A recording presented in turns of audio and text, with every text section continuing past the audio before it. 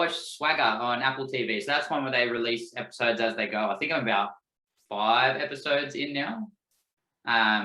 But that's an Apple TV series based on the youth early life of Kevin Durant, Yep. who plays in the NBA. So it kind of follows his progress through the youth circuit. But obviously, with Kevin Durant being an NBA player currently, they've set it in the present day. So they're kind of taking the steps that happened in his journey, but putting it in to a different character, which is Jace Carson, who's played by a guy named Isaiah Hill, and following him in his junior career circuit, coached by a guy named Icon, who is O'Shea Jackson Jr. So Ice Cube's son plays the coach, Okay.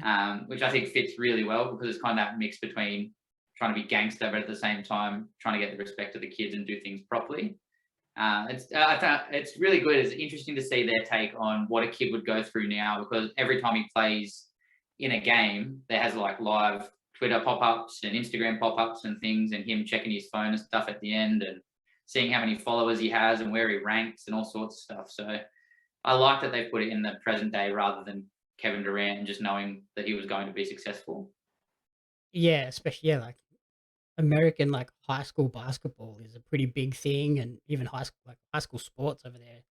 Surprisingly, like big newsworthy things, like Yeah, and it's like not it, something and you it see touches here. on those. Yeah, exactly, and it touches on those weird sort of financial deals that they all seem to have, where it's like these kids can be brought up and get taken through high school, taken into college, and then you know that they're going to be multimillionaires and be sort of top level NBA players, but they have a weird way of not being able to pay them a single cent while they're in those junior years. So they find these weird ways to sort of give money to the teams and manipulate situations and try not to get caught and all sorts of stuff. So yeah, it has an interesting sort of take on that and on the junior leagues. And I mean, even just the idea of being like a 14-year-old kid and having a ranking in the state for how good you are compared to other people, and it going up and down depending on your game, which is just crazy to me. I had a hard enough time being a 14-year-old, like the 14-year-old off Big Mouth, let alone a top level basketball player.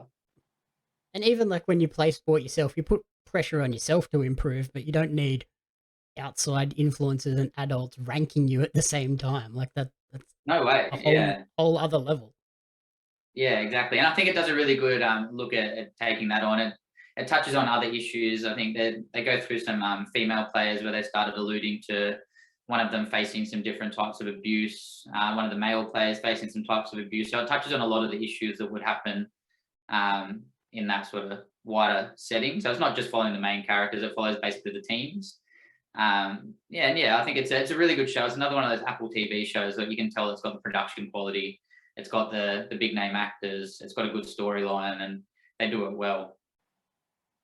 Yeah, it sounds like they've put a lot of effort into it, and it's not just like a very surface level, light-hearted look at junior sport. It seems like it's pretty deep. Yeah. I mean, as soon as you're touching on the mental health, abuse, racism side of things, then I think it needs to be done well. How many episodes in are we so far? I'd have to double check it, but I think I've watched about 5. Okay, so probably about halfway. Yeah, yeah, I can definitely see it being a show that they'll renew. Like it seems like a bit of a winner. Yeah, even like I guess they could do subsequent seasons basing it off a different player, like maybe one of the female WNBA stars or a different sport even. Yeah, I mean, I think they've probably got a little bit of time left with Kevin Durant's career anyway. I mean, Jace Carson's, I think, he's only 14 at that point. So I think you got a few more years until you'll even see him out of high school, and they could even just follow him through into his college career and Through, onwards if they really wanted to. yeah, through college and right up to getting drafted, and then I guess like the first couple of years too before they really break out and become the superstar that he is. Yeah, and I think it does a good thing. I always come on here and sort of talk about the sports shows that I've watched, and I get frustrated that the live sports shows like the All or Nothings and the things like that, they don't have they have really good plot points, but they don't have the endings that I want. So I think this does a good balance of kind of maybe getting a bit more of the story in there and having some different endings that you're after rather than just having to follow the reality of sport.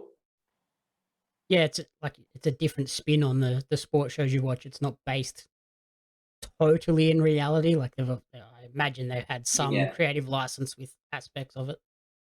Yeah, exactly. So I think that's good. I like that. It's yeah. I guess it's like more of a series version of like a Remember the Titans style thing where you can actually get some good plots and some happy endings. Okay.